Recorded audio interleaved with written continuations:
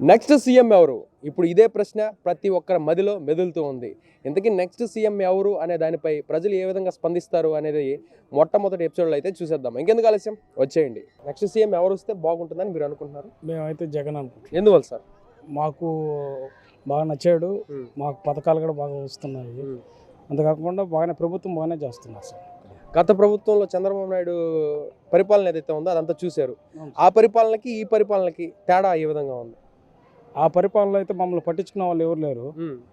ఈ పరిపాలనలో మాకు ఏంటంటే గ్రామ వాలంటరీగా ప్రతి ఒక్కరు ఇంటింటికి వచ్చి ప్రతిదీ మమ్మల్ని అడిగి చేస్తున్నారు. ఇంతకుముందు అయితే మేము ప్రతిదానికి పెద్దవాళ్ళ దగ్గర పరిగాల్సి వచ్చేది.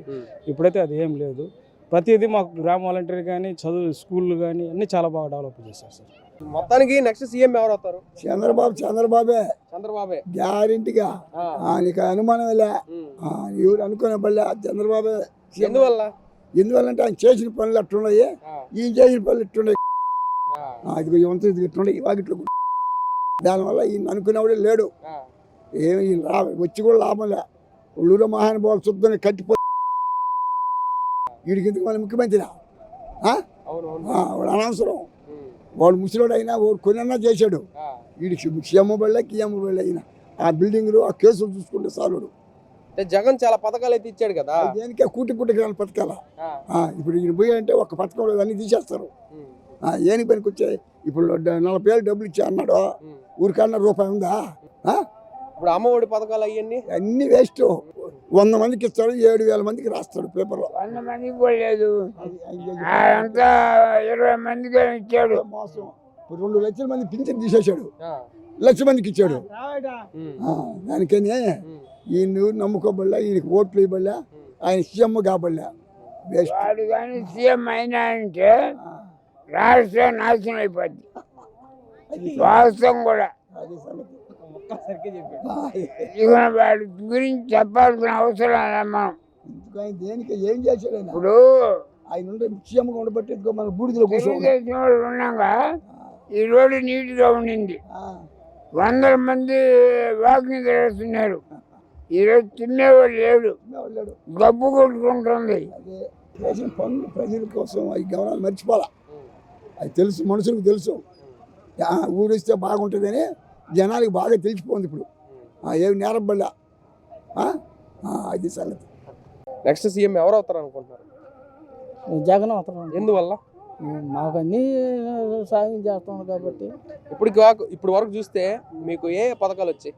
ఇప్పుడు మాకు పింఛన్లు ఇస్తున్నాడు, మాకు బియ్యం ఇస్తున్నారు, అన్ని మాకు బాగానే వస్తాయి. అమ్మఒడి, అదే విధంగా పెద్దవాళ్ళకి పింఛన్లు రావడం, అన్ని రైతు భరోసా అన్ని వస్తున్నాయి. అయితే ముందు చంద్రబాబు నాయుడు పరిపాలన చూశారు, ఆయన పరిపాలనకి ఈయన పరిపాలనకి తేడా అయింది. తేడా ఇదే మేలుగా ఉంది. నేను ప్రభుత్వం బీద ఏవో ఇస్తున్నారు కదా, సబ్సిడీలో అవేవో ఇస్తున్నారు మామూలుగా. ఇదివరకు లోగడ అవన్నీ లేవు కదా, అట్లనే మనకేం రావు. ఆయన అయినా రావు, ఈయన అయినా రావు. మన మీరు సమాజాన్ని దృష్టిలో పెట్టుకొని చెప్తున్నారు ఇప్పుడు పథకాలన్నీ వస్తున్నాయి, గతంలో లేవని. అయితే చంద్రబాబు నాయుడు పరిపాలన ఏ విధంగా ఉంది అప్పట్లో? ఆయన పరిపాలన అదొక టైపు, ఇదొక టైపు. అయితే రాబోయే ప్రభుత్వం ఏదొస్తే బాగుంటుందని అనుకుంటున్నారు?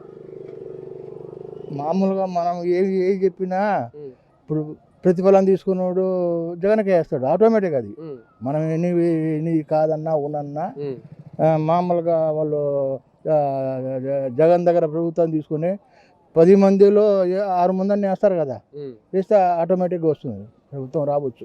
ఎవరు వస్తారో బాగుంటుంది. అసలు మీ అంతరాత్మ చెప్పండి, ఎవరు వస్తే బాగుంటుంది?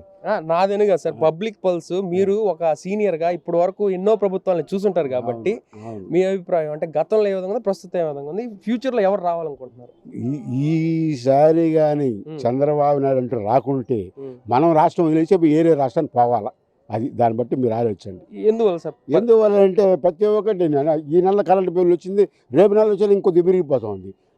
ఒక సంవత్సరానికి ఇంటి పనులు వస్తాయి, రేపు సంవత్సరానికి ఇంటి పని పెరిగిపోతుంది. ప్రతి ఒక్కటి మన జోబులే తీసి పంచుతున్నాడే కానీ సపరేట్గా ఏమైనా పరిశ్రమలు రావడమో లేకుంటే ఇంకేమైనా వచ్చి వేరే సోర్సెస్ లేకుండా డబ్బులు సంపాదించి లేకుండా ఎప్పుడు మన జోబులు మనం పెంట తిని బియ్యం సంపాదించుకొచ్చింది ఆయన పెట్టాల్సి వస్తుంది. అయితే ఎన్నో పథకాలు ఇచ్చారని చెప్పి ఏం పథకాలు ఎవరికి ఇచ్చారు? పథకాలు చెట్ల కింద ఎవరికి ఇచ్చాడు? ఇప్పుడు నాకు ఉన్నది, నాకే పథకం లేదు. అంటే నీ దగ్గర అది ఉంది, బండి ఉంది, అవి ఉన్నాయి అని చెప్పి మాకు ఏ పథకంలే. నేను సంపాదించిన డబ్బు ఆ చెట్ల కింద ఉండేవాడికి పంచుతున్నాడు నా దగ్గర తీసుకొని. అదేం ధర్మం నాకు అర్థం కాల. అదేదో ఆయన పని చేసుకొని ఆయన ఏరే విధంగా ఇప్పుడు ఇది అంతకుముందు చంద్రబాబు నాయుడులో పార్క్ చేయాలని ఉన్నాడు. దీనికి ఒక 5 రూపాయలు టికెట్ పెట్టుకునేవాడు. ఆ 5 రూపాయల టికెట్ మీద ఎంత డబ్బులు ఇచ్చున్నాం, ఎంతమంది ఎంప్లాయీస్ ఇచ్చున్నాం, అవన్నీ లేవు కదా. ఇది డెవలప్మెంట్ లేదు, సోర్స్ లేవు డబ్బులు వచ్చేదానికి. అది అంతప్పటి నుంచి ఆయన జగనన్న ఇచ్చిన మా కొలాయి పెట్టడు, చంద్రబాబు నుంచి కొలాయి పెట్టడు.